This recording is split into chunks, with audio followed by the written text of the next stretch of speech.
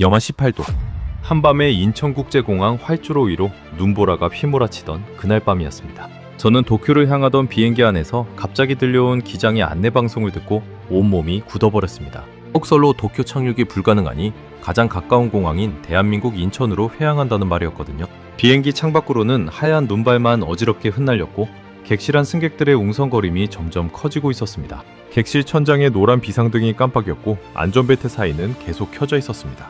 비행기가 흔들릴 때마다 아이들은 서로의 손을 꽉 붙잡았습니다. 제 옆에는 제가 인솔하던 캐나다 명문 사립고 학생 18명이 앉아 있었습니다. 모두 밴쿠버에서도 손꼽히는 부유한 집안의 아이들이었죠. 평생 비싼 호텔과 1등석만 누려온 아이들이었습니다. 그런데 지금은 숙소 예약도 없고 한국어는 한마디도 못하고 바깥은 사르르는 한파였습니다. 시계는 밤 11시를 넘어가고 있었습니다. 한 학생이 떨리는 목소리로 물었습니다. 선생님, 우리 오늘 밤공항에서 자는 거예요? 저는 차마 대답할 수가 없었습니다. 솔직히 말하면 저는 그 순간 한국이라는 나라를 그저 일본으로 가는 길에 잠깐 스쳐가는 환승지 정도로만 생각하고 있었거든요. 추운 밤에 낯선 공항에 갇히는 건 제 인생 최악의 상황이라고 여겼습니다. 저는 머릿속으로 최악의 시나리오만 떠올렸습니다. 딱딱한 공항 의자에서 밤을 새우는 아이들, 화가 난 부모들의 전화, 그리고 아무것도 해결되지 않는 낯선 새벽. 돈이 아무리 많아도 이 한밤의 추위와 막막함은 어쩔 수 없을 것 같았습니다. 하지만 그날 밤 이 낯선 나라가 우리 18명을 맞이한 방식은 제가 평생 살아오며 단 한 번도 경험해보지 못한 것이었습니다. 비싼 호텔도 두꺼운 지갑도 줄 수 없었던 무언가를 저는 이 추운 겨울밤의 한국에서 처음으로 받았습니다. 한 아이가 작은 호떡 하나를 베어 물고 눈물을 흘리던 그 순간을 저는 지금도 잊지 못합니다. 도대체 그날 밤 인천공항에서 무슨 일이 있었던 걸까요? 왜 부유한 캐나다 아이들이 한국 시장의 길거리 음식 앞에서 울음을 터뜨렸을까요? 지금부터 그 이야기를 들려드리겠습니다. 영상 시작 전 구독과 좋아요로 대한민국의 미래를 응원해주세요. 제 이름은 다니엘 모건입니다. 캐나다 밴쿠버에서 부동산 사업을 하는 집안에서 자랐고 지금은 우리 지역에서 가장 학비가 비싼 명문 사립고에서 인솔교사 겸 학부모의 임원을 맡고 있습니다. 쉽게 말해 저는 돈으로 해결되지 않는 일은 거의 없다고 믿으며 살아온 사람이었습니다. 저는 어릴 때부터 풍족하게 자랐습니다. 아버지는 밴쿠버 해안가에 고급 주택을 여러 채 지어 분양하는 사업가였고 저희 집은 늘 손님과 파티로 북적였습니다. 저는 비싼 옷, 좋은 차, 1등석 비행기를 당연하게 여기며 살았습니다. 그러다 보니 어느새 세상을 바라보는 제 시선도 굳어버렸습니다. 좋은 나라와 그렇지 않은 나라, 대접받을 가치가 있는 곳과 그저 스쳐 지나가는 곳. 저는 모든 것을 그렇게 두 부류로 나누어 보고 있었습니다. 그해 1월 저희 학교는 학생 18명을 데리고 도쿄로 겨울 수학여행을 떠나기로 했습니다. 말이 수학여행이지 사실 제 머릿속에 그려진 그림은 화려했습니다. 도쿄의 5성급 호텔, 미슐랭별을 받은 레스토랑에서의 저녁 식사, 명품 거리 쇼핑. 학생들 한 명 한 명이 모두 의사, 변호사, 기업가 집안의 자녀였으니까요. 어떤 아이는 손목에 수천 달러짜리 시계를 차고 있었고 또 어떤 아이는 공항에서부터 명품 가방을 들고 있었습니다. 출발! 며칠 전 저는 학생들을 강당에 모아놓고 여행 일정을 설명했습니다. 그때 한 학생이 손을 들고 물었습니다. 선생님, 그런데 우리 비행기가 한국을 거쳐간다던데 한국에서도 뭐 하나요? 저는 웃으며 고개를 저었습니다. 아니, 한국은 그냥 지나가는 곳이야. 일본 가는 길에 잠깐 들르는 환승지 같은 거지. 신경 쓸 필요 없어. 지금 생각하면 얼굴이 화끈거리는 말이었습니다. 하지만 그때 저는 정말로 그렇게 믿고 있었습니다. 저에게 아시아라는 곳은 일본과 그 외 나머지로만 나뉘어 있었거든요. 저는 그 환승지라는 말을 너무나 쉽게 내뱉었습니다. 한국이라는 나라에 대해 제가 아는 것이라곤 거의 없었습니다. 텔레비전에서 가끔 본 휴대폰 광고, 자동차 광고가 전부였죠. 그마저도 저는 그것이 한국 제품인 줄도 제대로 몰랐습니다. 그저 막연하게 일본보다 한 단계 아래의 나라일 거라고 짐작했을 뿐입니다. 정작 그 나라에 직접 가본 적도 없으면서 저는 이미 그곳을 다 안다고 착각하고 있었습니다. 출발 당일 밴쿠버 국제공항은 들뜬 분위기로 가득했습니다. 아이들은 1등석 라운지에서 마음껏 음식을 먹으며 들떠 있었고 저는 노트북으로 도쿄 호텔의 스위트룸 예약을 다시 한번 확인했습니다. 모든 것이 완벽하게 준비되어 있었습니다. 적어도 그렇게 보였습니다. 아이들은 라운지에서 신나게 떠들었습니다. 도쿄에 가면 어느 브랜드 매장에 먼저 갈지, 어떤 식당을 예약했는지 자랑하듯 이야기를 나눴습니다. 한 남학생은 친구들에게 자기 아버지가 일본 출장 때 묵었던 호텔 사진을 보여주며 으스댔습니다. 그 모습을 보며 저는 흐뭇하게 미소 지었습니다. 이 아이들에게 세상은 늘 풍요롭고 편안한 곳이어야 했습니다. 저는 그것을 당연하다고 여겼고 그렇게 자란 아이들이 자랑스럽기까지 했습니다. 비행기는 정시에 이륙했습니다. 태평양을 가로지르는 긴 비행이 이어졌고 저는 아이들이 영화를 보거나 잠을 자는 동안 와인 한 잔을 마시며 도쿄에서의 일정을 머릿속으로 그렸습니다. 그런데 일본 영공에 가까워질 무렵 객실 분위기가 조금씩 이상해지기 시작했습니다. 창밖이 온통 새하얗게 변해 있었거든요. 구름인 줄 알았는데 자세히 보니 엄청난 눈보라였습니다. 곧이어 기장의 안내방송이 흘러나왔습니다. 도쿄 지역에 기록적인 폭설이 내려 착륙이 불가능하다는 내용이었습니다. 처음에는 잠깐 상공을 돌다가 착륙하겠지 싶었습니다. 저는 별일 아니라는 듯 와인잔을 피웠죠. 하지만 30분이 지나고 1시간이 지나도 비행기는 계속 같은 자리를 빙빙 돌기만 했습니다. 슬슬 불안감이 목 뒤를 타고 올라왔습니다. 비행기가 같은 자리를 돌고 있는 동안 저는 옆자리 아이들의 표정이 점점 굳어가는 것을 보았습니다. 처음에는 게임을 하던 아이들도 어느 순간부터 창밖만 바라보고 있었습니다. 한 아이는 멀미가 나는지 봉투를 손에 쥐고 있었고 다른 아이는 자꾸만 시계를 들여다봤습니다. 객실 승무원들도 평소보다 분주하게 통로를 오갔습니다. 무언가 잘못되어 가고 있다는 것을 그 비행기 안의 모든 사람이 느끼고 있었습니다. 그리고 마침내 제가 가장 듣고 싶지 않았던 방송이 나왔습니다. 승객 여러분께 안내 말씀드립니다. 기상 악화로 도쿄 착륙이 불가능하여 본 항공기는 인근 공항인 대한민국 인천국제공항으로 회항하겠습니다. 순간 객실 전체가 술렁였습니다. 아이들이 일제히 저를 쳐다봤습니다. 마치 선생님이 다 해결해 주실 거죠? 라고 말하는 눈빛이었습니다. 저는 애써 침착한 표정을 지었지만 속으로는 머릿속이 새하얘졌습니다. 한국이라니. 예약된 호텔도 짜놓은 일정도 아는 사람도 하나 없는 나라였습니다. 게다가 한겨울 한밤중이었죠. 저는 휴대폰을 꺼내 들었지만 비행기 안에서는 인터넷도 제대로 터지지 않았습니다. 손가락 끝이 차갑게 식어가는 게 느껴졌습니다. 제 머릿속에는 수십 가지 걱정이 한꺼번에 밀려들었습니다. 학부모들에게 뭐라고 설명해야 할까? 18명의 아이들을 어디서 재워야 할까? 한국어를 못하는데 어떻게 길을 찾지? 환전은 어디서 하고 교통편은 또 어떻게 구하지? 이 모든 일을 한밤중에 그것도 영화의 추위 속에서 혼자 감당해야 한다고 생각하니 어깨가 무겁게 짓눌리는 기분이었습니다. 비행기가 인천공항에 착륙하기 위해 고도를 낮추기 시작하자 창밖으로 도시의 불빛이 보이기 시작했습니다. 솔직히 그 불빛을 보면서도 제 머릿속은 짜증으로 가득했습니다. 저는 창문에 이마를 가까이 대고 그 불빛들을 내려다봤습니다. 끝없이 펼쳐진 도시의 야경은 사실 제 예상보다 훨씬 거대하고 화려했습니다. 고층 건물들이 빼곡히 들어선 풍경이 제가 막연히 상상하던 작고 초라한 환승도시의 모습과는 전혀 달랐습니다. 하지만 그때까지도 저는 그 풍경의 의미를 제대로 받아들이지 못했습니다. 그저 짜증과 불안이 제 눈을 가리고 있었으니까요. 왜 하필 여기서?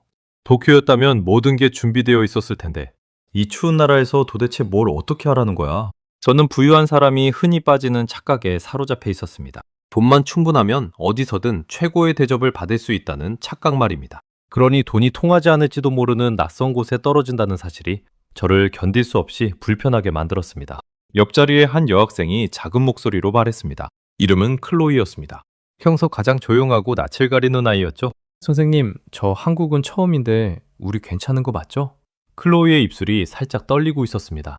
저는 그 아이를 안심시켜야 했지만 정작 저 자신조차 아무런 확신이 없었습니다. 그저 당연하지, 걱정 마 라는 말만 기계적으로 반복했습니다. 저는 클로이의 어깨를 가볍게 두드려 주었습니다. 하지만 제 손길에도 별다른 오기가 담겨있지 못했습니다. 저 역시 마음속으로는 똑같이 불안에 떨고 있었으니까요. 다른 아이들도 마찬가지였습니다. 평소 같으면 시끄럽게 떠들었을 아이들이 그날은 모두 입을 꾹 다물고 있었습니다. 풍요로움에만 익숙했던 아이들에게 이런 종류의 불확실함은 난생 처음 겪는 일이었습니다. 비행기 바퀴가 활주로에 닿는 순간 창밖으로 거센 눈발이 휘몰아치는 게 보였습니다. 활주로 옆에는 제설 작업을 하는 차량들의 노란 경광등이 번쩍이고 있었습니다. 기장이 다시 방송으로 현재 인천의 기온이 영하 18도라고 알려주었습니다. 그 숫자를 듣는 순간 아이들 사이에서 작은 탄식이 터져나왔습니다. 밴쿠버는 캐나다에서도 겨울이 비교적 온화한 도시라 영하 18도라는 추위는 아이들에게도 낯선 것이었습니다. 비행기가 게이트에 멈춰서고 안전벨트 사인이 꺼졌습니다. 하지만 누구도 쉽게 자리에서 일어서지 못했습니다. 여기서부터 무엇을 어떻게 해야 할지 저를 포함해 그 누구도 알지 못했으니까요. 18명의 부유한 아이들과 그 아이들을 책임져야 하는 저 한 사람. 우리는 예약된 숙소도 정해진 계획도 없이 영하 18도의 낯선 나라 한복판에 떨어진 것이었습니다. 저는 자리에서 일어나 짐칸에서 가방을 내리며 마음을 다잡았습니다. 그래, 최악의 경우 공항에서 하룻밤 세우면 되겠지. 내일 아침 첫 비행기로 도쿄에 가면 돼. 그까짓 하룻밤쯤이야. 그렇게 스스로를 다독였습니다. 공항이라는 곳은 어디나 다 비슷하게 차갑고 삭막한 곳이라고 저는 굳게 믿고 있었습니다. 그래서 그 차가운 밤을 어떻게든 버틸 각오를 하고 있었죠. 하지만 게이트를 빠져나와 입국장으로 향하는 그 짧은 통로를 걷는 동안 저는 제 예상이 아주 조금씩 빗나가기 시작하고 있다는 걸 느끼기 시작했습니다. 그날 밤 인천공항에서 우리를 기다리고 있던 것은 제가 평생 알고 있던 공항이라는 단어와는 전혀 다른 세계였습니다. 게이트를 빠져나와 통로를 걷는 첫 순간, 저를 가장 먼저 놀라게 한 것은 따뜻한 공기였습니다. 바깥은 영하 18도였지만 터미널 안은 마치 봄날처럼 포근했습니다. 두꺼운 외투 안으로 땀이 살짝 배어나올 정도였죠. 아이들도 하나둘 외투 지퍼를 내리며 여기 왜 이렇게 따뜻해요? 라고 물었습니다. 저는 대답하지 못했습니다. 그저 그 온기가 신기할 따름이었습니다. 저는 캐나다의 겨울공항을 떠올렸습니다. 밴쿠버 공항도 결코 작은 곳이 아니었지만 한겨울 폭설이 내리면 난방이 닿지 않는 구역에서 외투를 껴입은 채 덜덜 떨던 기억이 있었습니다. 그런데 이곳은 어디를 가도 한결같이 따뜻했습니다.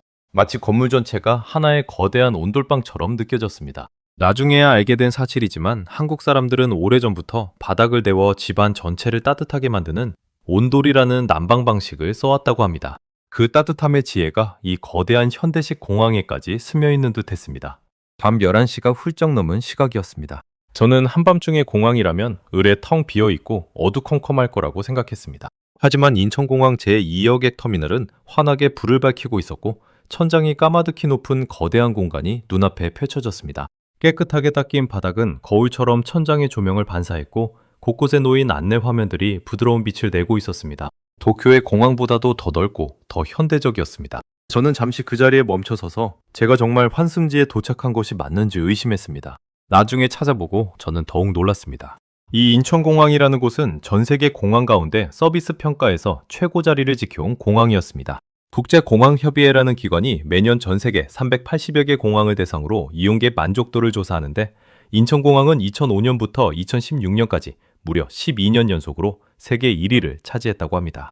게다가 전 세계 공항 가운데 최초로 고객 경험 인증 최고 등급을 4년 연속으로 받은 유일한 공항이기도 했습니다. 제가 그저 환승지라고 비웃었던 그곳은 사실 세계가 인정한 최고의 공항이었던 것입니다.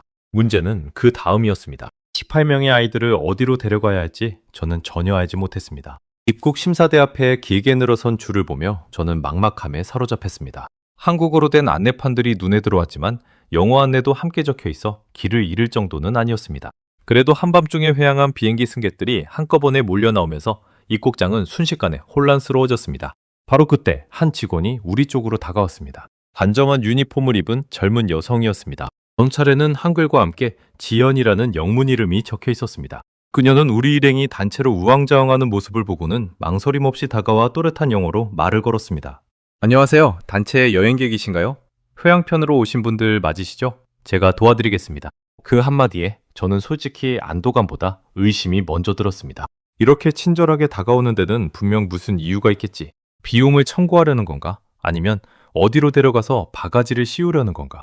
저는 살아오면서 친절을 받을 때마다 그 뒤에 숨은 계산을 먼저 떠올리는 버릇이 있었습니다. 부유한 환경에서 자라며 저에게 잘해주는 사람들은 대부분 무언가를 바라는 사람들이었거든요. 그래서 아무 대가 없이 베푸는 친절이라는 것을 저는 마음 깊은 곳에서 믿지 못했습니다. 지은 씨의 미소조차 처음에는 그렇게 의심스럽게만 보였습니다. 저는 경계심을 잔뜩 품은 채 사정을 설명했습니다. 도쿄로 가던 학생 18명이 회항으로 발이 묶였고 숙소도 없고 다음 비행기도 알아봐야 한다고요. 말을 하면서도 속으로는 이 많은 일을 한밤중에 어떻게 다 해결한단 말인가 하는 답답함이 가슴을 짓눌렀습니다. 그런데 지연 씨의 반응은 제 예상과 전혀 달랐습니다. 그녀는 당황하거나 귀찮아하는 기색이 전혀 없었습니다. 오히려 차분한 미소를 지으며 고개를 끄덕였습니다. 알겠습니다. 한 분도 빠짐없이 도와드릴게요. 먼저 인원수부터 확인할게요. 그녀는 곧바로 무전기를 들어 어디론가 연락을 했습니다. 그러고는 우리에게 잠시만 따뜻한 곳에서 기다려달라며 가까운 안내데스크 옆 의자로 안내했습니다. 의자에 앉자마자 아이들은 긴장이 조금 풀린 듯 보였습니다.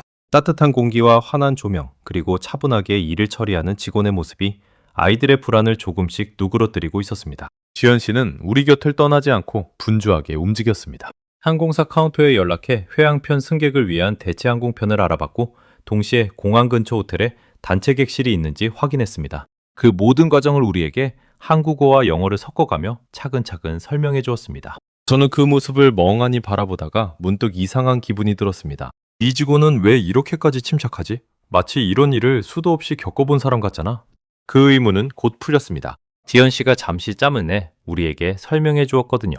인천공항은 이런 회항이나 결항 같은 비상 상황에 대비한 매뉴얼이 아주 촘촘하게 짜여 있다고 했습니다. 폭설이나 태풍으로 비행기가 회항하는 일은 겨울철에 종종 있는 일이고, 그럴 때마다 공항 직원들이 승객들의 숙소와 교통, 다음 항공편까지 책임지고 연결해 준다는 것이었습니다.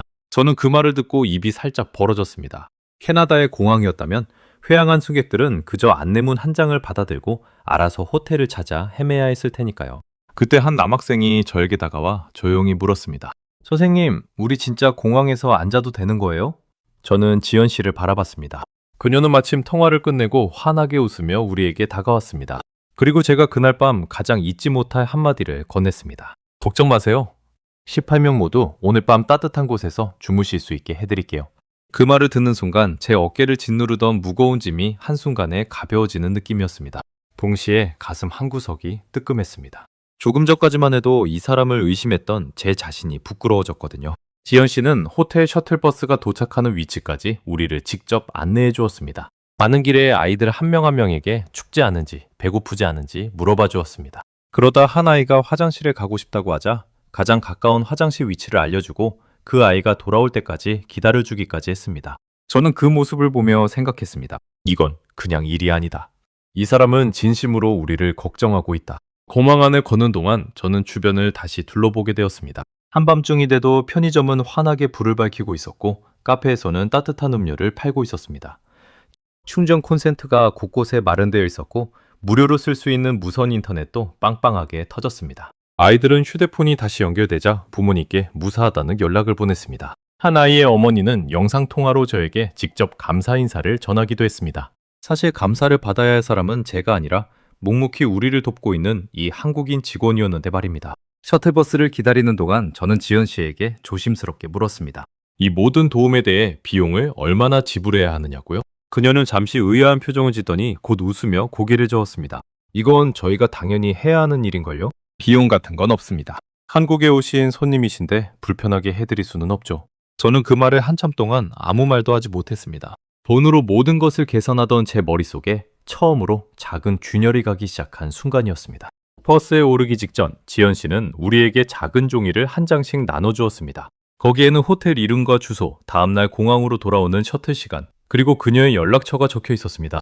혹시 밤에 무슨 일이 생기면 언제든 연락 주세요. 제가 도와드릴게요. 셔틀버스를 기다리며 저는 그 종이를 손에 꼭 쥐고 있었습니다. 낯선 나라, 낯선 도시에서 단 한 사람이라도 우리를 책임져주는 누군가가 있다는 사실이 이렇게 큰 위안이 될 줄은 몰랐습니다. 아이들도 그 종이를 한 장씩 받아들고는 마치 보물처럼 가방 안쪽에 소중히 넣었습니다. 그렇게 말하며 그녀는 우리가 탄 버스가 출발할 때까지 손을 흔들어 주었습니다. 영하 18도의 칼바람이 부는 바깥에서 외투도 제대로 여미지 않은 채로 말입니다. 버스가 공항을 빠져나가는 동안 저는 창밖으로 점점 멀어지는 그녀의 모습을 바라봤습니다. 아이들은 어느새 표정이 환하게 밝아져 있었습니다. 클로이는 옆자리 친구에게 선생님, 그 언니 진짜 천사 같지 않아? 라고 속삭였습니다. 저는 그 말에 가만히 고개를 끄덕였습니다. 불과 1시간 전까지만 해도 최악의 밤이 될 거라고 각오했던 제 마음이 지금은 묘한 따뜻함으로 채워지고 있었습니다. 하지만 그날 밤의 놀라움은 이제 겨우 시작에 불과했습니다. 버스가 어두운 고속도로를 달려 서울 시내로 들어서면서 저는 이 나라가 겨울을 살아가는 방식이 제가 평생 알던 것과는 완전히 다르다는 사실을 두 눈으로 똑똑히 보게 됩니다. 셔틀버스는 어두운 고속도로를 달려 서울 시내로 향했습니다. 창밖으로는 여전히 눈발이 흩날렸고 도로 위에는 제설 차량들이 부지런히 오가고 있었습니다. 그런데 신기하게도 도로는 거의 미끄러지지 않았습니다. 한밤중에 내린 눈을 그때그때 치우는 손길이 곳곳에 닿아 있었던 겁니다. 운전기사는 능숙하게 차를 몰았고 아이들은 어느새 창밖 야경에 빠져들어 있었습니다. 저는 운전기사에게 물었습니다. 이렇게 눈이 많이 오는데 도로가 어떻게 이렇게 깨끗하냐고요? 통역 앱을 통해 들은 그의 대답은 간단했습니다. 한국은 겨울마다 폭설이 내리기 때문에 제설 작업이 체계적으로 이루어진다고요. 큰 눈이 예보되면 미리 도로에 약품을 뿌려두고 밤새 제설 차량이 돌아다니며 길을 치운다고 했습니다. 그래서 한밤중에 폭설이 내려도 다음날 아침이면 도시는 평소처럼 멀쩡하게 돌아간다는 것이었습니다. 저는 그 말을 들으며 폭설이 내리면 며칠씩 도시가 마비되던 캐나다의 겨울을 떠올렸습니다. 서울에 가까워지자 도시의 불빛이 점점 더 화려해졌습니다.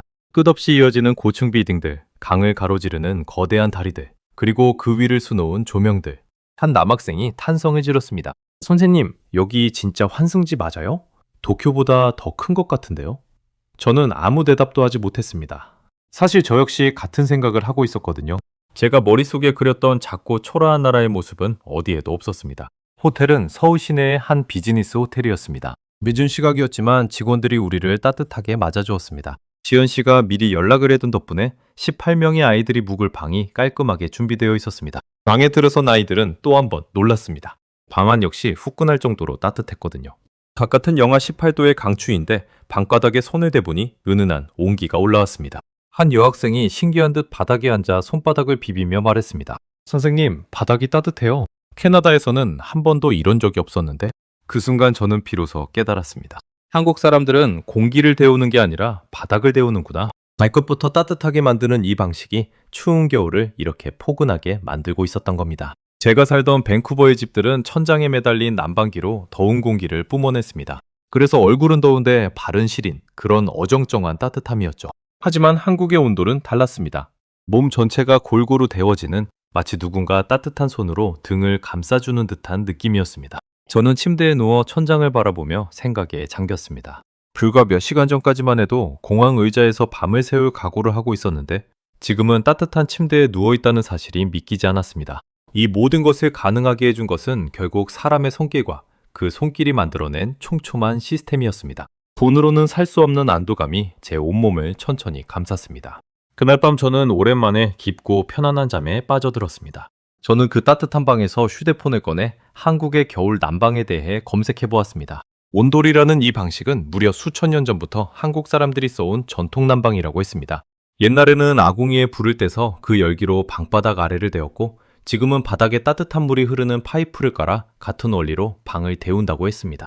추운 나라에서 수천 년간 쌓아온 지혜가 이렇게 현대식 호텔의 방바닥에까지 고스란히 이어져 내려오고 있었던 겁니다. 저는 그 사실에 묘한 경외감마저 느꼈습니다.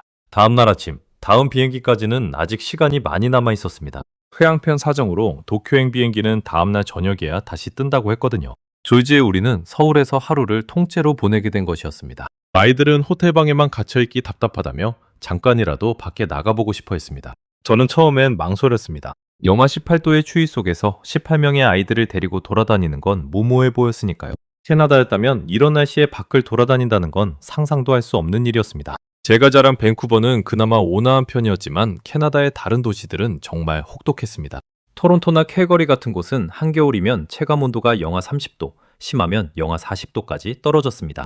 그런 날씨에는 자동차 없이는 한 발짝도 움직일 수 없었습니다. 사람들은 따뜻한 집안에서 자동차로, 자동차에서 다시 따뜻한 건물 안으로만 이동했습니다. 바깥의 거리는 텅 비어 있었죠. 겨울의 도시는 그렇게 얼어붙은 채 멈춰 있는 곳이라고 저는 평생 그렇게 알고 있었습니다. 저는 한국의 겨울 추위에 대해 미리 알아본 적이 있었습니다. 서울의 한겨울 평균 기온은 영하권을 오르내리고 한파가 닥치면 영하 10도 아래로 떨어지는 일도 흔했습니다. 결코 따뜻한 나라가 아니었습니다. 오히려 같은 일도의 다른 나라들보다 겨울이 더 춥기로 유명한 곳이었죠. 그런데도 이 도시 사람들은 추위에 굴복하지 않았습니다. 추위를 피해 숨는 대신 추위 속에서도 따뜻하게 살아갈 방법을 도시 전체에 만들어둔 것이었습니다. 그래서 호텔 직원이 지하상가를 통해 이동하면 추위에 노출되지 않고 시내 곳곳을 다니실 수 있어요 라고 말했을 때 저는 그 말을 제대로 이해하지 못했습니다. 지하로 다닌다는 게 무슨 뜻인지 도무지 감이 오지 않았거든요. 직원은 친절하게 지하상가 입구까지 우리를 안내해 주었습니다. 그리고 그 입구로 내려서는 순간 저는 제 눈을 의심했습니다. 지하에는 또 하나의 도시가 펼쳐져 있었습니다. 끝이 보이지 않을 정도로 길게 이어진 통로, 양옆으로 상점들이 빼곡히 들어차 있었습니다. 옷가게, 화장품 가게, 식당, 카페, 서점, 액세서리 가게까지. 마치 거대한 쇼핑몰이 땅속에 통째로 들어와 있는 것 같았습니다. 그리고 그 공간 전체가 따뜻했습니다. 바깥은 사르르는 한파였지만 지하상가 안에서는 외투를 벗고 다녀도 될 정도였습니다. 지하상가의 천장에는 환한 조명이 줄지어 켜져 있었고 잔잔한 음악이 흘러나오고 있었습니다. 사람들은 두꺼운 외투를 팔에 걸친 채 여유롭게 거리를 거닐었습니다. 한쪽에서는 따뜻한 어묵 국물을 파는 가게에서 하얀 김이 모락모락 피어올랐고 다른 쪽에서는 갓 구운 빵 냄새가 풍겨왔습니다. 저는 이 모든 풍경이 바깥의 매서운 한파와 같은 도시에서 펼쳐지고 있다는 사실이 도무지 실감나지 않았습니다. 아이들은 입을 다물지 못했습니다. 클로이가 제 옆으로 다가와 작게 말했습니다. 선생님, 여기서는 추위를 느낄 수가 없어요. 캐나다에서는 겨울에 이렇게 돌아다닌 적이 한 번도 없었는데, 저는 그 말에 고개를 끄덕이면서도 마음 한구석이 묘하게 흔들리는 것을 느꼈습니다. 우리는 그토록 풍요롭다고 자부했지만 정작 겨울이 오면 집안에 갇혀 지내야 했습니다. 그런데 이 나라 사람들은 한겨울에도 도시 전체를 따뜻하게 연결해 추위 따위는 아랑곳하지 않고 살아가고 있었습니다. 지하상가를 걷던 중 저는 한 가지 더 놀라운 것을 발견했습니다. 통로 곳곳에 지하철역으로 이어지는 입구가 있었던 겁니다. 호텔 직원의 말로는 서울은 지하상가와 지하철역이 거미줄처럼 연결되어 있어서 한겨울에도 바깥 공기를 거의 쐬지 않고 도시의 웬만한 곳은 다 갈 수 있다고 했습니다. 저는 그 말을 듣고 잠시 멍해졌습니다. 도시 전체가 하나의 따뜻한 실내로 이어져 있다는 발상이 저로서는 도무지 상상조차 해본 적 없는 것이었으니까요. 아이들은 지하상가의 상점들을 구경하느라 정신이 없었습니다. 한 여학생은 작은 액세서리 가게 앞에 멈춰서서 캐나다에서는 본 적 없는 아기자기한 물건들을 신기하게 들여다봤습니다. 다른 아이들은 화장품 가게에 들어가 점원이 친절하게 건네는 샘플을 받아들고 즐거워했습니다. 어디를 가든 상인들은 영어를 잘 못해도 손짓 발짓을 섞어가며 환하게 웃어주었습니다. 그 따뜻한 응대에 아이들의 경계심도 어느새 눈 녹듯 사라지고 있었습니다. 한 남학생이 신기한 듯 물었습니다. 선생님, 그럼 한국 사람들은 겨울에도 자동차 없이 다닐 수 있다는 거예요? 저는 그 질문에 쉽게 대답하지 못했습니다. 우리에게 겨울이란 곧 고립을 의미했습니다. 자동차가 없으면 아무데도 갈 수 없는 계절이었죠. 하지만 한국에서는 지하철과 지하상가, 따뜻한 건물들이 도시 곳곳을 촘촘하게 이어주고 있었습니다. 누구나 차가 있든 없든 추위에 떨지 않고 도시를 누빌 수 있었던 겁니다. 저는 호텔 로비에서 잠시 직원과 이야기를 나누며 서울이라는 도시가 어떻게 이런 시스템을 갖추게 되었는지 묻기도 했습니다. 직원은 자랑스러운 표정으로 설명해 주었습니다. 서울의 지하철은 노선이 수십 개에 달하고 그 역들이 지하상가와 백화점, 대형 건물들과 직접 연결되어 있다고요. 추운 날에도 비가 오는 날에도 도시 곳곳을 실내로만 이동할 수 있도록 수십 년에 걸쳐 차근차근 만들어 온 결과라고 했습니다. 저는 그 말을 들으며 이것이 단순한 우연이 아니라 오랜 세월 사람을 위해 쌓아온 노력의 결실이라는 것을 깨달았습니다. 저는 문득 부끄러운 생각이 들었습니다. 우리가 자랑하던 부유함이라는 것은 결국 각자의 집과 각자의 자동차 안에 갇힌 풍요였습니다. 추운 겨울이 오면 그 풍요는 우리를 따뜻한 상자 안에 가둬두는 데 그쳤죠. 하지만 이 나라가 만든 풍요는 달랐습니다. 도시에 사는 모든 사람을 부자든 아니든 함께 따뜻하게 품어주는 풍요였습니다. 지하상가를 한참 걷다가 아이들은 출출하다며 무언가 먹고 싶어 했습니다. 호텔 직원이 추천해준 곳이 하나 있었습니다. 서울 시내에 있는 아주 오래된 시장이라고 했습니다. 1905년에 문을 연 한국에서 가장 오래된 상설시장이라고요. 무려 120년 가까운 역사를 가진 곳이었습니다. 그곳에 가면 한국 사람들이 겨울에 즐겨 먹는 따뜻한 길거리 음식을 맛볼 수 있다고 했습니다. 처음에 저는 시장이라는 말에 살짝 망설였습니다. 부유한 집 아이들을 데리고 길거리 음식을 먹으러 간다는 게 어쩐지 어울리지 않는다고 느꼈거든요. 우리는 늘 깨끗한 레스토랑, 잘 차려진 식탁에 익숙했으니까요. 하지만 아이들은 오히려 신이 나 있었습니다. 낯선 나라의 진짜 모습을 보고 싶어하는 호기심이 아이들의 눈에 가득했습니다. 저는 결국 그 호기심에 이끌려 시장으로 향하기로 마음먹었습니다. 그렇게 우리는 따뜻한 지하 통로를 지나 지하철에 올랐습니다. 서창 밖으로 스쳐가는 서울의 모습을 바라보며 저는 어제 비행기 안에서 느꼈던 짜증과 불안이 어느새 까맣게 사라졌다는 것을 깨달았습니다. 그 자리에는 알 수 없는 설렘이 차오르고 있었습니다. 저는 지하철 좌석에 앉아 맞은편 사람들을 가만히 관찰했습니다. 두꺼운 패딩을 입은 학생들, 장바구니를 든 어르신들, 양복 차림의 직장인들, 평범한 사람들이 추운 날씨에도 아무렇지 않게 도시를 오가고 있었습니다. 누구도 추위에 떨거나 발이 묶이지 않았습니다. 저는 그 평범한 풍경 속에서 한 나라가 자신의 국민을 얼마나 세심하게 배려하는지를 읽을 수 있었습니다. 부유한 사람만 누리는 편리함이 아니라 모두가 당연하게 누리는 편리함. 그것이야말로 진짜 선진국의 모습이 아닐까 저는 처음으로 그런 생각을 하게 되었습니다. 하지만 저는 아직 알지 못했습니다. 우리가 향하는 그 시장에서 부유함만 알고 살아온 우리 아이들의 마음이 송두리째에 흔들리게 될 줄은 말입니다. 지하철에서 내려 시장 입구에 들어선 순간 저는 완전히 다른 세계로 발을 들인 기분이었습니다. 좁은 골목 양옆으로 노점들이 빼곡히 늘어서 있었고 곳곳에서 하얀 김이 뭉게뭉게 피어올랐습니다. 그 김 사이로 고소하고 달콤한 냄새가 코를 찔렀습니다. 영화의 추위 속에서도 시장은 사람들로 발디딜 틈이 없었습니다. 외국인 관광객들도 눈에 많이 띄었습니다. 알고 보니 이 광장시장은 외국인들 사이에서 한국 여행의 필수 코스로 꼽히는 곳이었습니다. 사회 관계망에는 이곳에 다녀간 외국인들의 사진과 후기가 수천 건씩 올라와 있다고 했습니다. 저는 그 광경 앞에서 한참을 멍하니 서 있었습니다. 제가 살던 밴쿠버에서는 한겨울에 야외 시장이 이렇게 북적이는 모습은 상상조차 할 수 없었습니다. 추위가 닥치면 사람들은 거리에서 사라졌고 시장이든 가게든 텅 비기 일쑤였으니까요. 그런데 이곳은 정반대였습니다. 추운 날씨가 오히려 사람들을 따뜻한 음식 앞으로 불러 모으고 있었습니다. 김이 피어오르는 노점마다 사람들이 옹기종기 모여서서 손을 호호 불며 음식을 나누어 먹었습니다. 추위마저도 사람과 사람을 더 가깝게 만드는 그런 묘한 활기가 시장 전체에 흘러넘쳤습니다. 아이들은 처음 보는 광경에 눈을 동그랗게 떴습니다. 시뻘건 양념에 버무려진 떡볶이, 노릇하게 부쳐낸 빈대떡, 김이 모락모락 나는 김밥, 그리고 둥글 납작하게 구워지는 호떡까지. 어디서부터 먹어야 할지 모를 정도로 먹거리가 가득했습니다. 한 남학생이 떡볶이를 가리키며 물었습니다. 선생님, 저 빨간 건 뭐예요? 엄청 매워 보여요. 저도 그게 무엇인지 정확히 알지 못했습니다.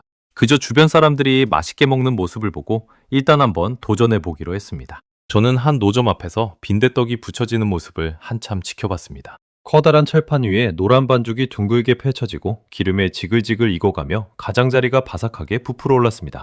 옆 가게에서는 한 아주머니가 김밥을 척척 말아내고 있었습니다. 색색의 재료가 가지런히 들어간 김밥이 도마 위에서 일정한 두께로 잘려나가는 모습은 마치 하나의 정교한 작품을 보는 듯 했습니다. 아이들은 그 솜씨에 연신 감탄했습니다.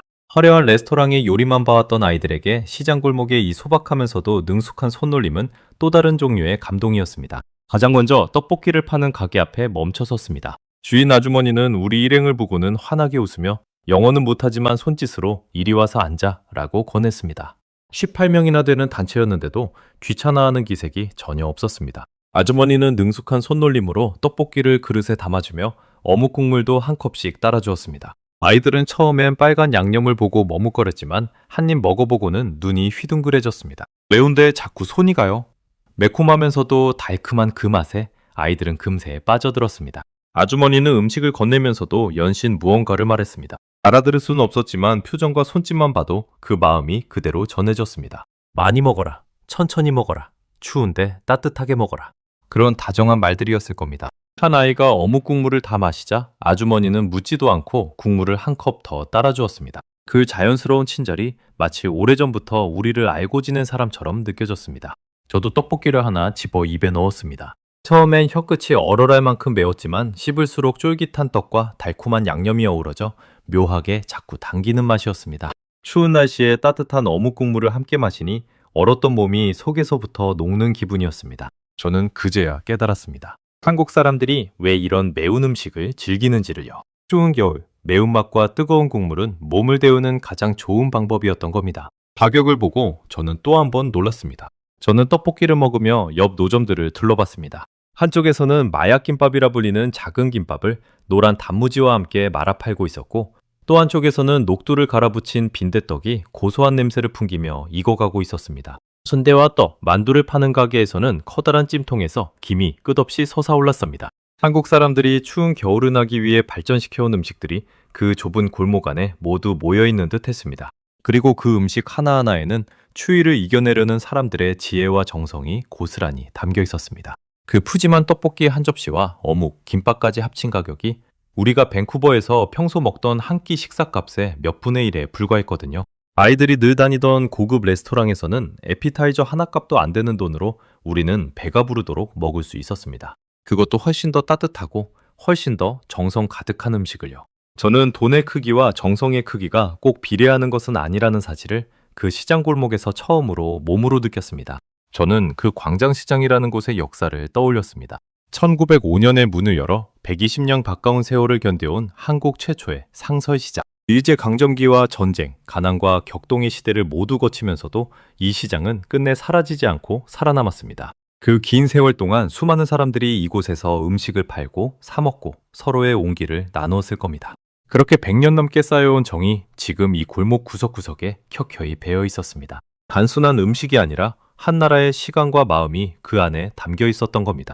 시장을 더 둘러보던 중 우리는 한 호떡 가게 앞에 멈춰 섰습니다. 나이가 지긋한 사장님이 철판 위에서 호떡을 굽고 있었습니다. 반죽을 둥글게 빚어 철판에 올리고 납작하게 눌러 노릇하게 구워내자 안에서 흑설탕 시럽이 지글지글 끓어 넘쳤습니다. 달콤한 냄새가 골목 전체에 퍼졌습니다. 아이들은 그 냄새에 이끌려 가게 앞에 옹기종기 모여들었습니다. 저는 그 모습을 보며 호떡이라는 음식에 대해 생각했습니다. 밀가루 반죽 안에 흑설탕과 견과류를 넣어 철판에 구워내는 이 소박한 간식은 한국 사람들이 겨울이면 누구나 즐겨 먹는 길거리 음식이라고 했습니다. 비싼 재료도 화려한 기교도 없었습니다. 그저 따뜻하고 달콤하기만 한 가장 서민적인 음식이었죠. 하지만 추운 겨울날 손에 쥔 그 따뜻한 호떡 하나가 주는 행복은 그 어떤 값비싼 디저트와도 비교할 수 없었습니다. 그런데 그날따라 날씨가 유독 매서웠습니다. 시장 골목 사이로 칼바람이 불어들어왔고 아이들은 얇은 외투 사이로 파고드는 추위에 어깨를 잔뜩 움츠렸습니다. 특히 클로이는 추위를 많이 타는 아이였습니다. 손끝이 빨갛게 얼어 있었고 입술도 살짝 파래져 있었죠. 호떡 사장님은 그 모습을 가만히 지켜보더니 말없이 갓 구운 호떡 하나를 종이컵에 담아 클로이에게 건넸습니다. 그러고는 손짓으로 춥지? 어서 먹어. 천천히 먹어. 라고 말했습니다. 클로이는 영어로 얼마예요? 라고 물었지만 사장님은 손사래를 치며 고개를 저었습니다. 돈은 받지 않겠다는 뜻이었습니다. 그저 추위에 떠는 아이가 안쓰러워 따뜻한 호떡 하나를 그냥 건넨 것이었습니다. 클로이는 어리둥절한 표정으로 호떡을 받아들었습니다. 그리고 호호 불어가며 조심스럽게 한 입 베어 물었습니다. 따뜻한 시럽이 입안에서 사르르 녹아내렸습니다. 그 순간 클로이의 눈에 갑자기 눈물이 차오르기 시작했습니다. 저는 깜짝 놀라 그 아이에게 다가갔습니다. 클로이, 왜 그래? 어디 아파? 클로이는 호떡을 손에 쥔 채 떨리는 목소리로 말했습니다. 선생님, 이 호떡 따뜻해요? 그런데 사람이 더 따뜻해요. 그 말을 듣는 순간 저는 가슴 깊은 곳이 뜨겁게 차오르는 것을 느꼈습니다. 클로이는 부유한 집안의 외동딸이었습니다. 부모님은 사업으로 늘 바빴고 클로이는 비싼 선물과 용돈은 넘치도록 받았지만 정작 곁에서 따뜻하게 챙겨주는 손길은 늘 부족했던 아이였습니다. 그런 클로이에게 말도 통하지 않는 낯선 나라의 한 노인이 아무 대가 없이 건넨 따뜻한 호떡 한 조각은 단순한 음식이 아니었습니다. 그것은 클로이가 평생 목말라 하던 무언가, 바로 조건 없는 따뜻함이었습니다. 저는 그 순간 제 어린 시절을 떠올렸습니다. 부족함 없이 자랐지만 부모님은 늘 바빴고 저를 돌봐준 것은 대부분 돈으로 고용한 사람들이었습니다. 비싼 장난감과 좋은 옷은 넘쳐났지만 누군가 아무 이유 없이 저를 위해 무언가를 따뜻하게 건네준 기억은 거의 없었습니다. 그래서 저는 클로이의 눈물이 무엇을 의미하는지 누구보다 잘 알 수 있었습니다. 그 아이는 지금 평생 자신이 무엇을 놓치고 살아왔는지를 처음으로 깨닫고 있었던 겁니다. 다른 아이들도 그 장면을 지켜보며 숙연해졌습니다. 평소 가장 부유함을 뽐내던 한 남학생이 조용히 입을 열었습니다. 우리 집에는 없는 게 없는데 그런데 왜 나는 한 번도 이런 기분을 느껴본 적이 없지? 그 말에 저는 아무런 대답도 할 수 없었습니다. 제 목구멍이 뜨겁게 메어왔거든요. 저 역시 평생 부유함만 쫓으며 살아왔지만 정작 사람과 사람 사이에 이런 온기는 단 한 번도 제대로 느껴본 적이 없었으니까요. 저는 그날 클로이의 눈물을 보며 우리가 그동안 얼마나 많은 것을 가졌으면서도 정작 가장 중요한 것을 놓치고 살아왔는지를 똑똑히 깨달았습니다. 우리는 세상에서 가장 비싼 음식을 먹어봤고 가장 좋은 호텔에서 잠을 잡았습니다. 하지만 누군가가 우리를 진심으로 걱정하며 따뜻한 것을 그냥 건네주는 그런 순수한 마음은 단 한 번도 제대로 받아본 적이 없었습니다. 돈으로 살 수 있는 것은 넘치도록 가졌지만 돈으로 살 수 없는 것 앞에서는 한없이 가난한 사람들이었던 겁니다. 호떡 사장님은 우는 클로이를 보고 당황한 듯 했습니다. 그러더니 다른 아이들에게도 하나둘씩 호떡을 더 구워 건네기 시작했습니다. 돈을 내겠다는 저를 향해서도 계속 손사래를 쳤습니다. 결국 저는 사장님의 손에 억지로 돈을 쥐어드릴 수밖에 없었는데 사장님은 그 돈을 받고도 호떡을 2배로 구워 우리에게 안겨주었습니다. 그 넉넉한 마음 앞에서 저는 돈으로 모든 것을 계산하려던 제 자신이 한없이 작고 초라하게 느껴졌습니다. 아이들은 그 따뜻한 호떡을 한 입씩 베어물 때마다 평소 같으면 절대 짓지 않았을 환한 미소를 지었습니다. 명품 가방을 든 손으로 종이컵에 담긴 소박한 호떡을 감싸쥐고 호호 불어가며 먹는 모습은 어딘가 뭉클하면서도 따뜻했습니다. 그 순간만큼은 누가 더 부자인지 누가 더 비싼 옷을 입었는지는 아무런 의미가 없었습니다. 그저 추운 날 따뜻한 것을 나누어 먹는 똑같은 사람들이 있을 뿐이었습니다. 저는 그 시장 골목 한복판에서 평생 굳게 믿어왔던 한 가지 신념이 와르르 무너지는 것을 느꼈습니다. 저는 사장님의 주름진 손을 가만히 바라봤습니다. 평생 철판 앞에서 호떡을 구워온 듯한 거칠고 투박한 손이었습니다. 그 손은 우리에게 아무것도 바라지 않았습니다. 그저 추위에 떠는 낯선 아이들이 안쓰러워 따뜻한 것을 나누어주고 싶었을 뿐이었습니다. 저는 그 손에서 제가 평생 만나본 그 어떤 부유한 사람에게서도 느끼지 못했던 진짜 풍요를 보았습니다. 가진 것을 기꺼이 나누는 마음, 그것이야말로 가장 큰 부유함이라는 것을 저는 그 거친 손을 통해 배웠습니다. 저는 늘 진짜 선진국이란 화려한 건물과 비싼 번건, 두둑한 지갑으로 가득한 나라라고 믿었습니다. 하지만 이 추운 겨울날의 시장에서 저는 전혀 다른 진실을 마주했습니다. 진짜 선진국은 말도 통하지 않는 낯선 이방인이 추위에 떨고 있을 때 아무 대가 없이 따뜻한 것을 건네주라는 사람들이 사는 나라였습니다. 우리는 비싼 호텔만 알았지 낯선 사람을 이렇게 품는 법은 몰랐습니다.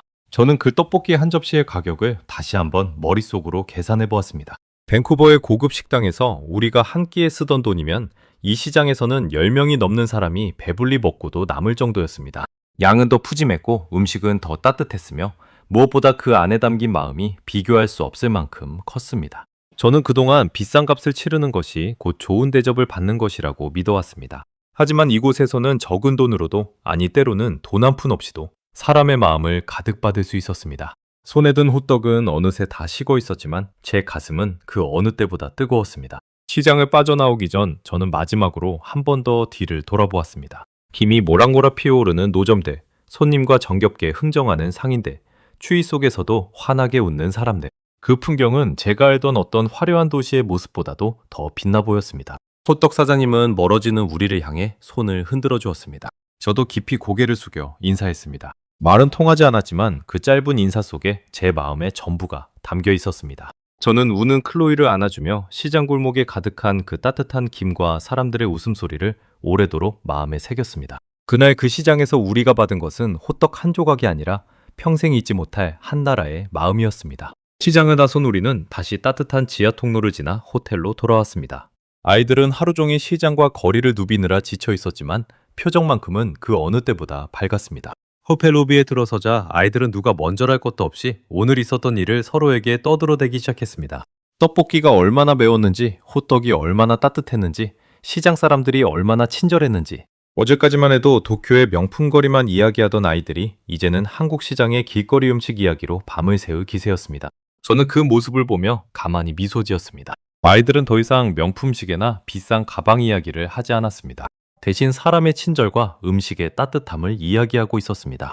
불과 이틀 사이에 아이들의 마음속에서 무언가 중요한 것이 바뀌고 있었습니다.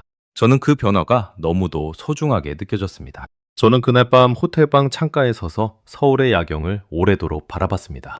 도시의 불빛은 여전히 화려하게 반짝였지만 이제 제 눈에 비치는 그 불빛은 어제와는 전혀 다른 의미로 다가왔습니다. 저 수많은 불빛 하나하나가 추운 겨울밤에도 따뜻하게 데워진 누군가의 집이라는 것을, 그리고 그 안에서 사람들이 서로의 온기를 나누며 살아가고 있다는 것을 저는 비로소 알게 되었습니다. 문득 지난 이틀간 있었던 일들이 머릿속을 스쳐 지나갔습니다.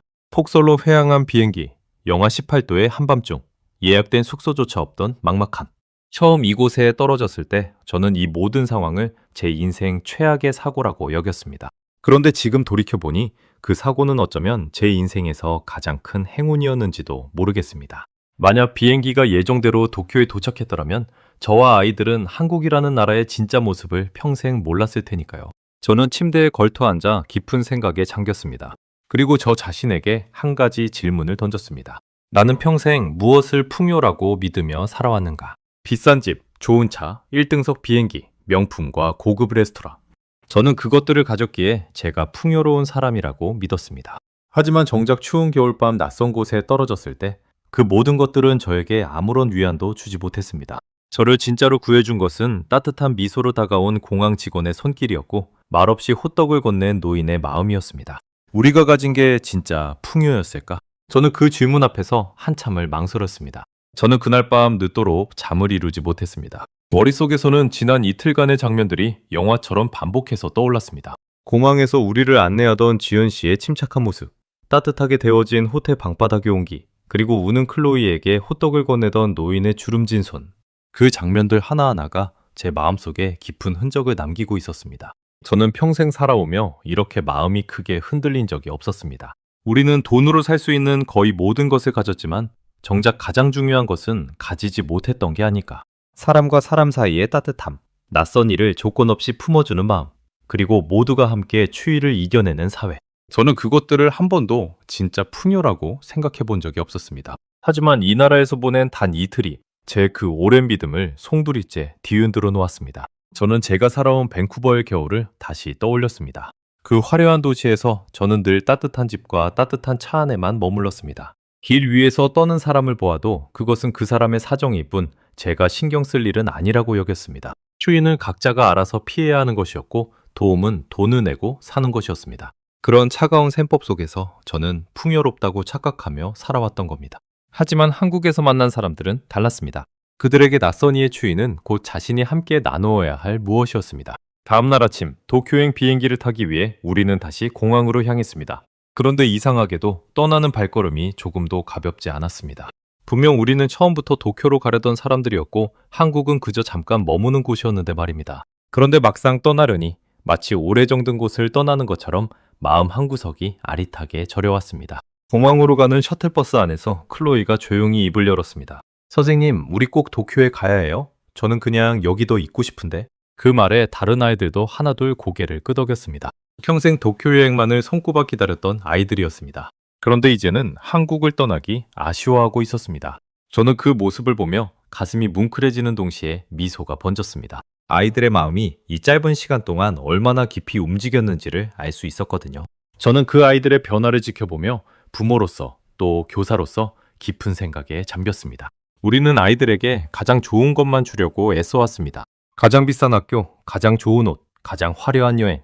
하지만 정작 가르치지 못한 것이 있었습니다. 바로 사람을 사람답게 대하는 마음, 가진 것을 나누는 따뜻함이었습니다.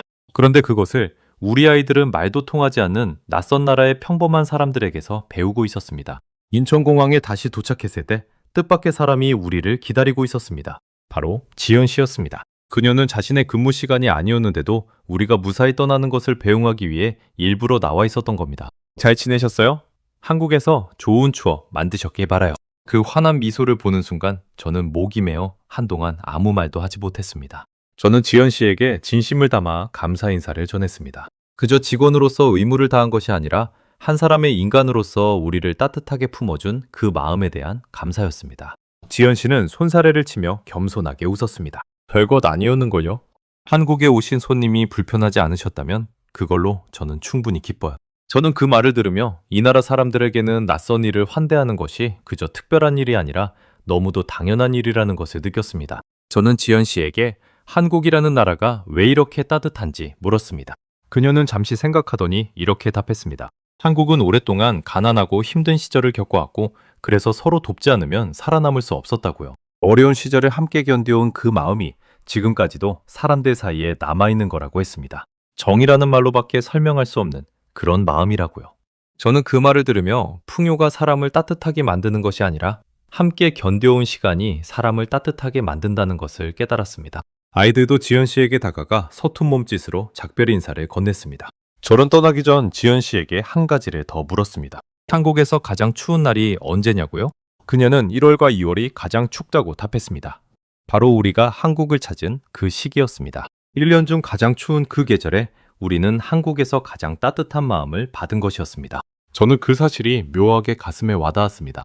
가장 추운 곳에서 가장 따뜻한 마음을 만난다는 것. 어쩌면 그것이야말로 이 나라가 가진 가장 큰 힘인지도 모르겠다고 생각했습니다.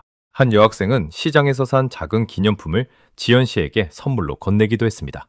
클로이는 지연 씨를 꼭 끌어안으며 고마워요, 정말 고마워요 라고 몇 번이고 되뇌었습니다.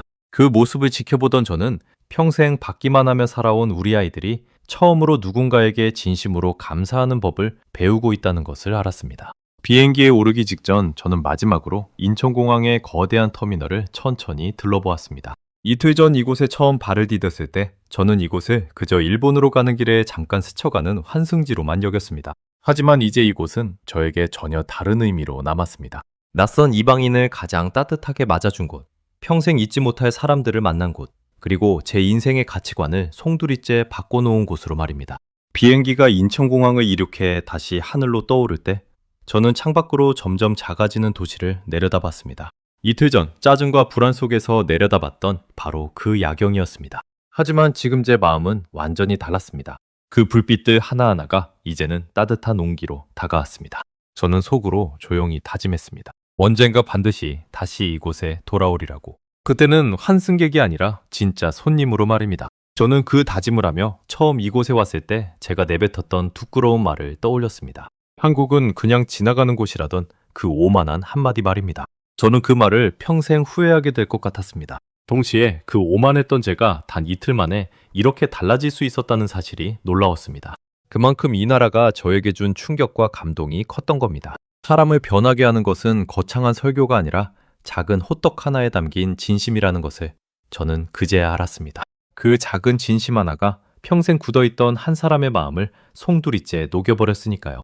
도쿄로 향하는 비행기 안에서 아이들은 저마다 휴대폰을 꺼내 한국에서 찍은 사진들을 들여다보고 있었습니다. 시장에서 먹은 호떡 사진, 따뜻한 지하상가의 모습, 그리고 지연 씨와 함께 찍은 사진까지. 아이들의 얼굴에는 한국에서의 추억을 곱씹는 행복한 미소가 가득했습니다. 저는 그 모습을 바라보며 생각했습니다.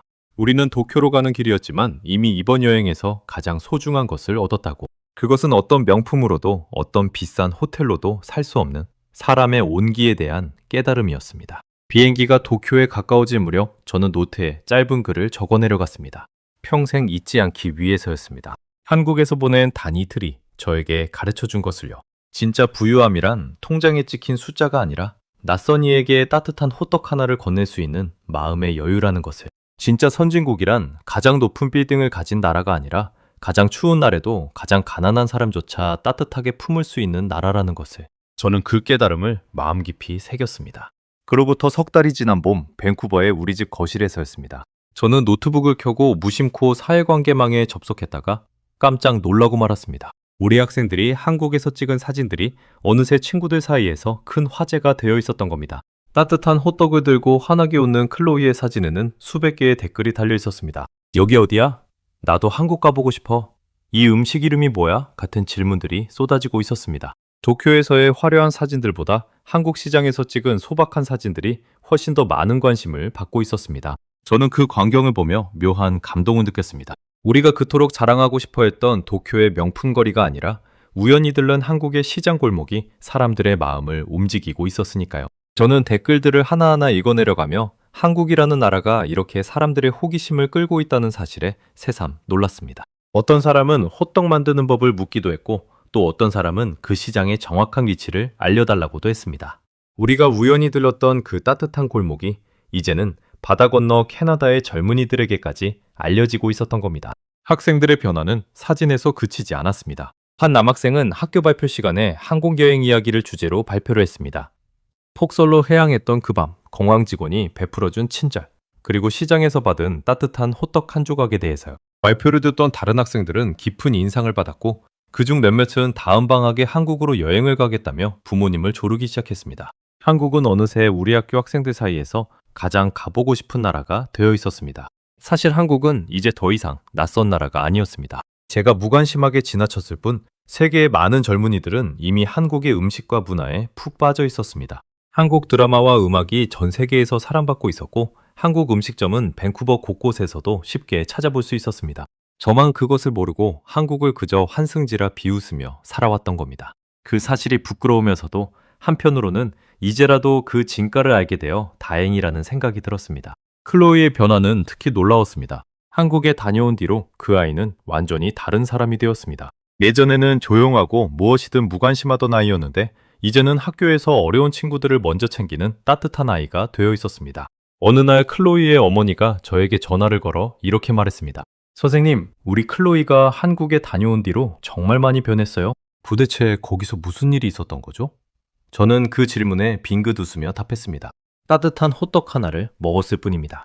그런데 그 호떡이 사람의 마음을 데워주는 호떡이었거든요. 저는 그 변화가 단순히 한 번의 여행 때문만은 아니라는 것을 알았습니다. 진짜 따뜻함을 한번 경험한 사람은 그 따뜻함을 다시 누군가에게 나누고 싶어집니다. 클로이가 친구들을 챙기게 된 것도 한국에서 받았던 그 조건 없는 친절을 자기도 모르게 흉내내고 있었던 겁니다. 따뜻함은 그렇게 사람에게서 사람으로, 나라에서 나라로 번져나가는 것이었습니다. 저 자신도 많이 달라졌습니다. 예전에 저는 사람을 만날 때면 그가 얼마나 부유한지, 무엇을 가졌는지부터 따지는 사람이었습니다. 하지만 이제는 그 사람이 얼마나 따뜻한 마음을 가졌는지를 먼저 보게 되었습니다. 길에서 추위에 떠는 사람을 보면 예전처럼 그냥 지나치지 못하게 되었습니다. 작은 친절이 한 사람의 인생을 어떻게 바꿔놓을 수 있는지를 저는 한국에서 직접 경험했으니까요. 저는 그 겨울의 일을 떠올릴 때마다 호떡 사장님의 주름진 손과 지연 씨의 환한 미소가 생각납니다. 그들은 우리에게서 아무것도 바라지 않았습니다. 그저 추운 곳에서 헤매는 낯선 이방인들이 안쓰러워 가진 것을 기꺼이 나누어 주었을 뿐입니다. 그 작은 마음들이 모여 한나라 전체를 세상에서 가장 따뜻한 곳으로 만들고 있었습니다. 저는 가끔 그날 밤, 만약 우리가 다른 선택을 했더라면 어땠을까 상상해 봅니다. 만약 제가 끝까지 한국을 의심하며 공항에서 밤을 새우겠다고 고집을 부렸다면, 만약 시장 대신 비싼 호텔 레스토랑만 찾아다녔다면, 우리는 이 모든 따뜻한 기억을 평생 만나지 못했을 겁니다. 마음을 조금 열었을 뿐인데 그 작은 열림이 우리 모두의 인생을 바꿔놓았습니다. 그리고 저는 결국 그 다짐을 지키기로 했습니다. 이번 여름방학에 저는 가족들과 함께 다시 한국을 찾을 계획을 세웠습니다. 이번에는 회항으로 어쩔 수 없이 떨어지는 것이 아니라 제 발로 직접 찾아가는 여행입니다. 아내와 아이들에게 그 따뜻한 시장 골목을 보여주고 싶습니다.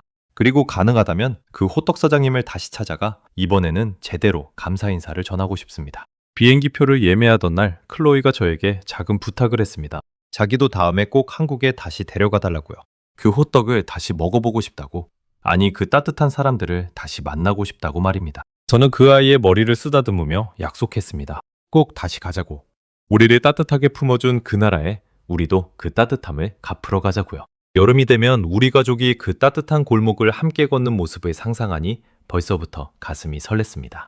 이번에는 추위에 떨며 도움을 받는 손님이 아니라 그 따뜻함을 마음껏 즐기러 가는 여행객으로 말입니다. 그 골목의 달콤한 호떡 냄새가 지금도 코끝에 생생하게 맴도는 것만 같았습니다. 지금도 저는 추운 겨울이 오면 그 영하 18도의 한밤중을 떠올립니다. 예약된 숙소도 없이 한국어도 모른 채 막막함에 사로잡혀 있던 그날 밤을요. 그때 저는 그것이 제 인생 최악의 밤이라고 생각했습니다. 하지만 지금 저는 분명히 알고 있습니다. 그 밤은 제가 진짜 풍요가 무엇인지 처음으로 배운 제 인생에서 가장 따뜻한 밤이었다는 것을요. 진짜 선진국은 부의 크기로 정해지는 것이 아니었습니다. 가장 추운 날, 가장 낯선 이방인에게조차 따뜻한 호떡 하나를 건네주라는 마음. 도시 전체가 누구도 추위에 떨지 않도록 서로를 따뜻하게 이어주는 시스템. 그것을 가진 나라가 바로 진짜 선진국이었습니다. 그리고 저는 그 진짜 선진국의 모습을 대한민국에서 두 눈으로 똑똑히 보았습니다. 여러분도 혹시 추운 겨울에 어디론가 떠나신다면 한 번쯤 대한민국을 떠올려 보시기 바랍니다. 가장 추운 계절에 가장 따뜻한 마음을 만날 수 있는 나라. 낯선 이방인조차 진심으로 품어주는 사람들이 사는 나라. 그곳에서 여러분도 저처럼 평생 잊지 못할 따뜻한 기억 하나를 가슴에 담아오실 수 있을 겁니다. 저는 다음 시간에도 전 세계를 놀라게 할 대한민국의 이야기로 다시 찾아뵙겠습니다. 감사합니다.